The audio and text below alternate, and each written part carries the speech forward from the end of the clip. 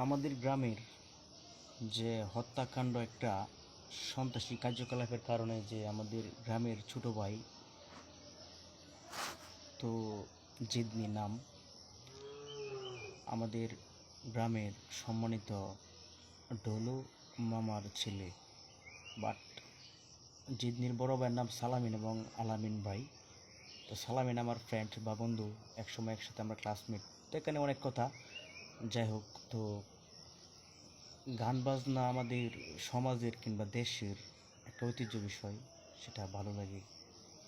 তো সবসময় সবার কাছে ভালো লাগবে তা কিন্তু ঠিক না। তো যখন গ্রামের মধ্যে গান বাজনা হয় বা কোনো মেলা ভান্নির আয়োজন করা হয়, তখনকার সময় কিন্তু এই যারা গ্রামের এসব আশেপাশে থাকে তাদের কিন্তু বিভিন্ন রকমের সমস্যা হয়।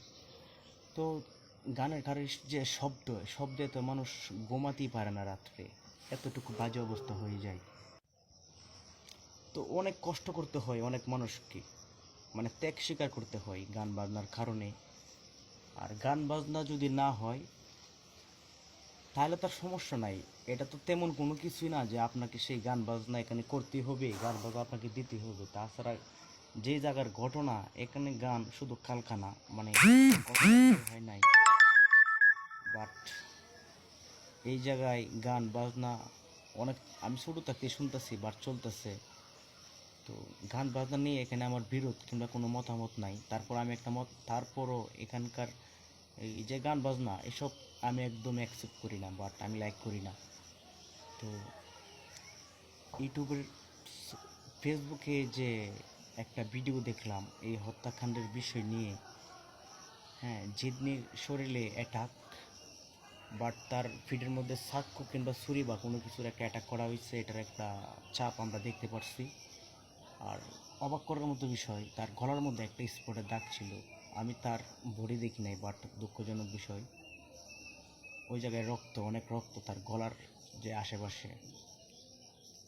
আর সে সাথে দেখলাম তার হাতে বাঁশ। সে কিন্তু অনেক মানে দুর্বল হয় নাই, সে ভাবে নাই যে সে আল্লাহ মাফ করুক তার লাইফটা এভাবে চলে যাবে, মানে একটা জীবন এভাবে ঝরে যাবে।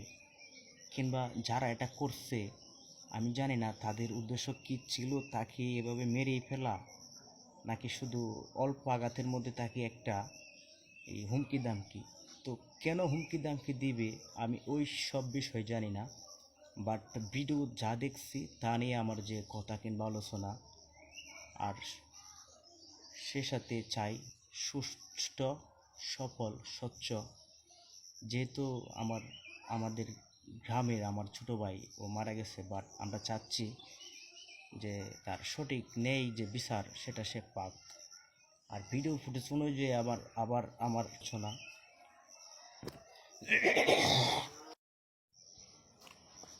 ফুটেজের মধ্যে দেখলাম যে কিছু মানুষ, জিদনির ফ্রেন্ড, জিদনির বাড়ির আশেপাশেরই অনেক মানুষ ওই সমস্ত লোকদেরকে ধইরা, মানে খুব উদ্যম মাধ্যম দিতেছে, অনেক ধরনের পিড়িয়ে দিতেছে ধইরা, যারা মনে হয় অ্যাটাক করছিল।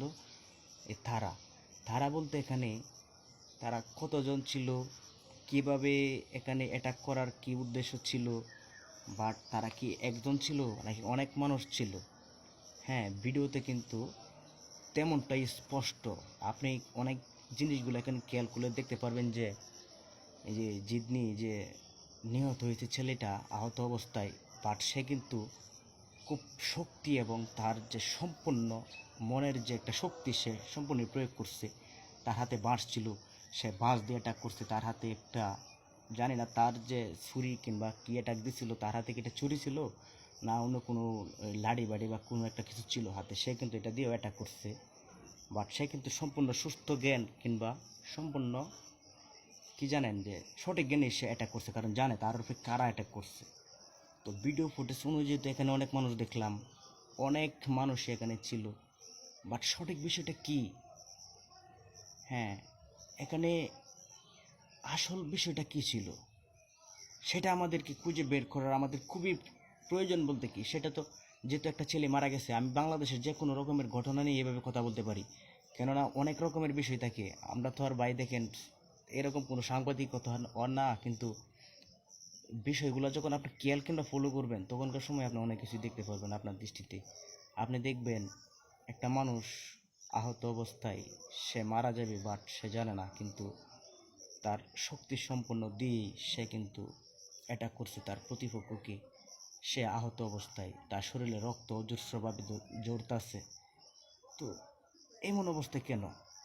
আর গান বাজনা নিয়ে আবারও কথা, গান বাজনা আমি আগেই বলছি যে এটা আমাদের দেশের একটা সাংস্কৃতিক যে একটা অনুষ্ঠান কিংবা একটা শিল্পী, যাদেরকে শিল্পী বলা হয় তার অনেক অন্যরকম ট্যালেন্টের, যারা ট্যালেন্টেড লোক থাকে তারাই শিল্পী হতে পারে। এখন আমাদের যে দেশে বাউল গানের নামে চলছে বেহায়াপনা। হ্যাঁ, আমার কথাগুলো শুনতে অনেক মানুষের কাছে খারাপ লাগবে, কিছু মানুষের কাছে হয়তো পারে ভালো লাগবে, কেউ অ্যাকসেপ্ট করবে কেউ অ্যাকসেপ্ট করবে না, বিভিন্ন রকমের মতামত থাকতে পারে। বাট তারপরেও কোনো কিছু বলার নাই, আমি এভাবে বলতেছি। বাউল গানের মধ্যে বর্তমানে আমাদের যে দেশের কার্যকলাপ, এটা একটা অশ্লীলতা আর একটা বেহায়াপনা।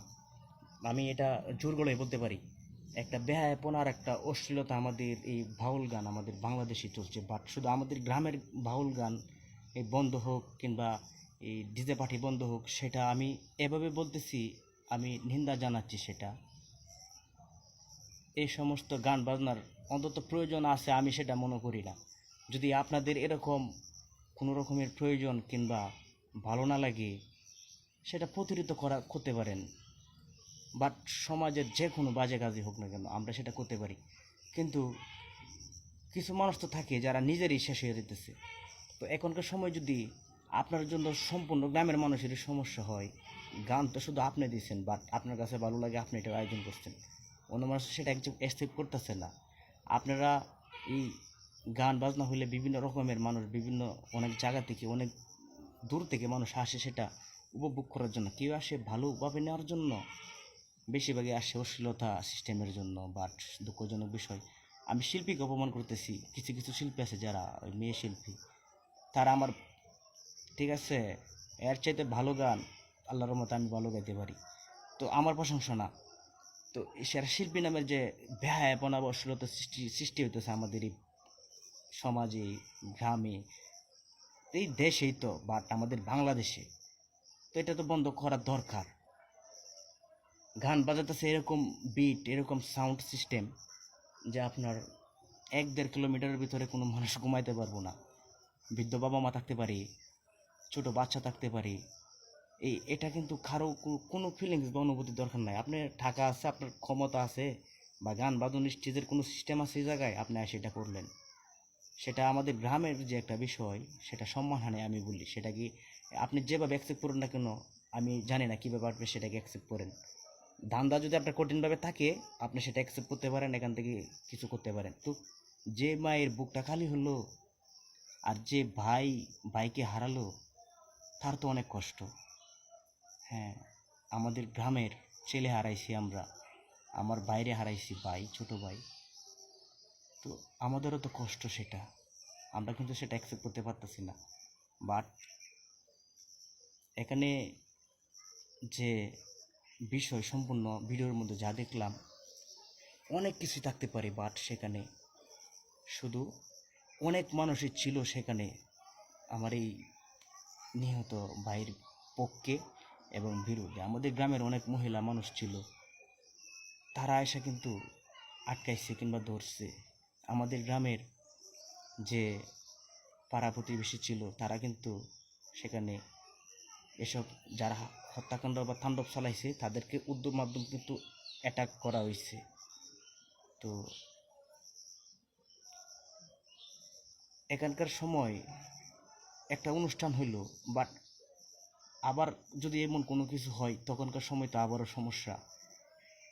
ক্লিয়ার বিষয় কি যে এরকম অনুষ্ঠান কিংবা এরকম কার্যকলাপ আমি আমার বাংলাদেশ থেকেই সেটা নিন্দা জানাই, যেটা বন্ধ হোক।